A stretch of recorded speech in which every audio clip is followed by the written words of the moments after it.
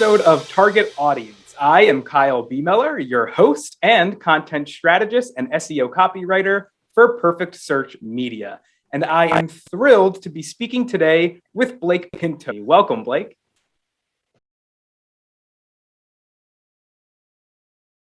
Yeah, so bit of a long road. Never thought I'd work in marketing in general. So I originally came out of the Navy and went to school, wanted to do journalism, sports journalism specifically. So obviously I'm a long way from there. But ended up starting up helping start up a lifestyle magazine in Long Beach, California. And that was actually my first interaction with SEO on accident, because we had written a list during the craze of Pokemon Go about top spots to find Pokemon in Long Beach. Shot our site traffic through the roof, and everyone was kind of like, what happened there? Because nobody was really familiar with it. So I started getting more interested in how does the way you run a website and create content actually affect the way traffic comes there. Sadly, ended up losing that job because journalism is not the most stable of industries, and realized, how can I translate writing into something else, a more stable field? So I came into marketing actually in higher education at TCS Education System. Started out as an advertising copywriter, went to begin writing content on their blogs, was still very in the mind of analytics. How do these blogs perform? Kind of rose through the ranks there, became a digital strategist, and then migrated from TCS to where I am now. So it was kind of, they were looking somebody who could blend that background in writing and journalism and content with kind of that analytical mindset of how it performs, and really bring their content to the next level from an SEO perspective. So it was kind of a long, windy road to get here, but I think it's actually, I've been very fortunate to find a job that's very specific to the talents that I've been able to develop over the years.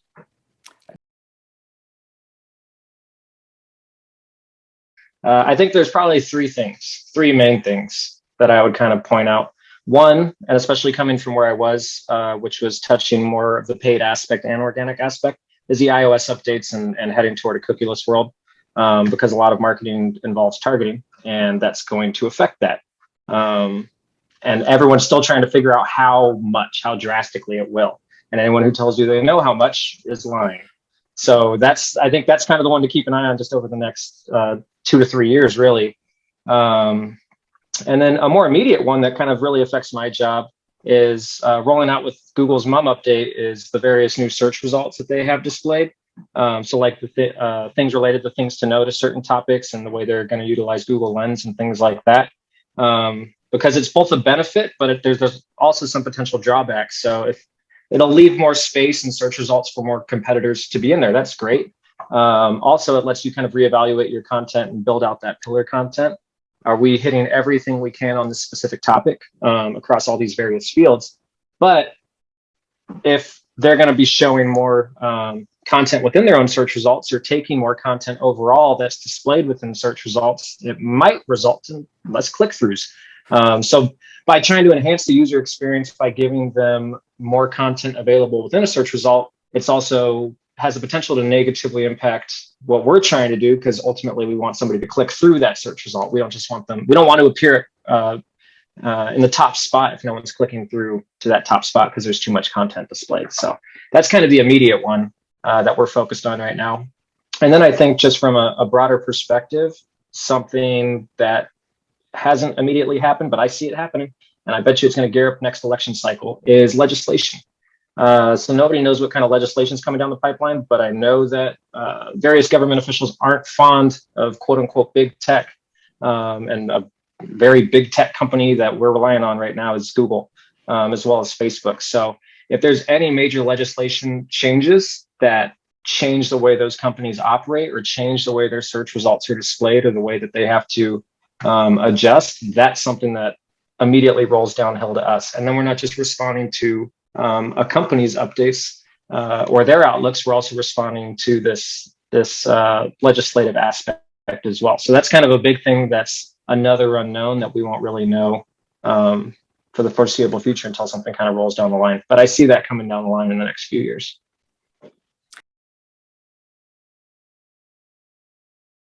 It was from a very sweet mother figure I had in my life. Her name was Christina McDonald. And she said that, don't forget to enjoy the journey. Basically, it's not all about the destination. So make sure that you take time to stop and enjoy the actual journey you're on. And I think that's something that's, even with the advice and knowing it, I still forget all the time. If I could tell you that this was going to be my position 10 years ago, I'd have been ecstatic to know that this is where I'd be. If I could tell you that I'd be working 100% remote, which I was like an advocate for the last 5 years, I'd be ecstatic. And here I am, and now I'm like the dog who kind of caught the car. It's like, what do you do? You know? So I think it's important to continue to remember that it's not always about looking at that final goal that you're at, but taking the time to stop, enjoy family, enjoy friends, and those other things that you have along the way that kind of sometimes grow apart, or sometimes you forget about because you're so focused on a specific task or a goal. I think the most recent one for me is, and I was talking with my wife about it the other night because a commercial came on for Domino's, and they have their new special where basically they're giving you random side orders. So they'll give you a random side of the volcano cake, or random side of breadsticks and things like that. There's like 5 different ones that they choose from, no matter what you order. I thought that was a great little promo because basically it actually impacted me because I didn't know that it was a promo until one day I got a free lava cake and I was like, oh, they messed up, sick. And then my wife's like, no, you get free stuff. That's what happens. And I was like, oh, that's clever. Because then if you like it, you're not guaranteed you're getting it next time. So you may order it on top of it. So that was a solid one that I think is out right now. And then this was like 3 years ago, but I loved this, is Burger King. If you ordered a Whopper on the BK app from a McDonald's parking lot, you got the Whopper for a penny. And again, it's like the fast food wars, but just the way that specifically in that sector that they are just so much more cutthroat and going after each other, but also comical and humorous in the way that we do it. I thought that was really clever on Burger King's standpoint, because again, it's McDonald's, so they're punching up, but that's a clever way to kind of try to poach some customers over there. So I think back when I talked about when we did that startup magazine back in Long Beach, it was like, you got to have all these followers and you're constantly on it, monitoring stuff. And I got so sick of it that I barely go on it anymore. But I think in general, not even just social media, I just read a lot, and like news, magazines, pop culture websites and things like that. And I don't think none of it's necessarily for inspiration, but I think even though we're lighthearted, it kind of impacts my job, because I think a lot of what we do, people try to focus on almost like gimmicks, like, hey, this is how you got to do the content in order to rise up ranks. But I think if you think about what you read, just in general, and you think about the way those things are formatted, and you think about how big that audience probably is, it's probably not super niche. That inspires me whenever I think about different ways to do stuff with content that we're writing, because a lot of the places we're reading are a lot more, they're actual media outlets. Like, that's just what they do for a living. They're not necessarily relying on SEO for their views. Where like I work at a bank, we're not a major news outlet. People aren't reading our stuff. But if you can take context from things that you read day to day, I think it's really helpful. Let's say I look at a lot of food for distraction. I also eat a lot of food for distraction. It was a couple months ago, but I'm going to call it out because if anybody hasn't been there, go there. New Orleans, oysters. You never had, I don't care if you think you like oysters or you don't think you like oysters. If you've never had fried oysters from New Orleans, it's hard to find outside of there. Dude, go eat fried oysters at New Orleans, and then just go eat at every other restaurant around there. It's all good. Oh man, I had a rough time because I am terrible with my hands. Luckily, I work on a computer, right? And then I have computers in. Because I just told you, it's like journalism. Probably wouldn't have been a journalist back then.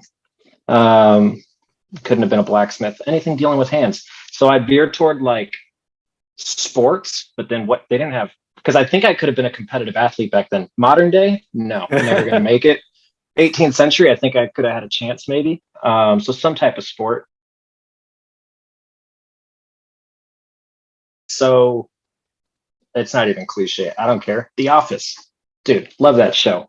And it's weird because it's like, oh, I'd love to work there, mostly because of Michael Scott and Steve Carell, and he's hilarious. And then I think about it and I'm like, but if that was real life, I'd probably be pissed every day coming into work if that was my boss. So I don't know. I think that I'd want to work in the office, but I don't know if I'd actually want to work in the office. But I'm sticking with the office. I'm going to go with handwrite all the emails because it's still slower than T9. And I'm just thinking about things like Twitter and snarky emails and stuff. If you handwrite it, there's a lot of effort that's got to go into it. So either it better be important, right? And if you have something that's going to come off snarky or something, it'll give you extra time to think about it before, because then you got to mail it.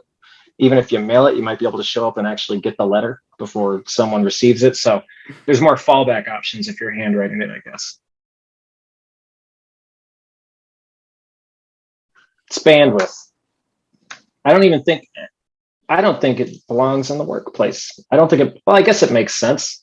But I think like if you look at the definition, I think part of it's like something just dealing with like literal technology, like bandwidth of like data. And then I think the other part's like just mental capacity to do something. And I feel like most time that people apply it, there's a shorter word for it. And it's like time. I just don't have the time. Right. And I don't know what's wrong with saying that. I don't know why people say we don't have the bandwidth. Just we don't have the time currently. We're busy. That's another one that simplifies it. But I'm not going to lie. I use bandwidth all the time. It sounds professional, I think, at this point.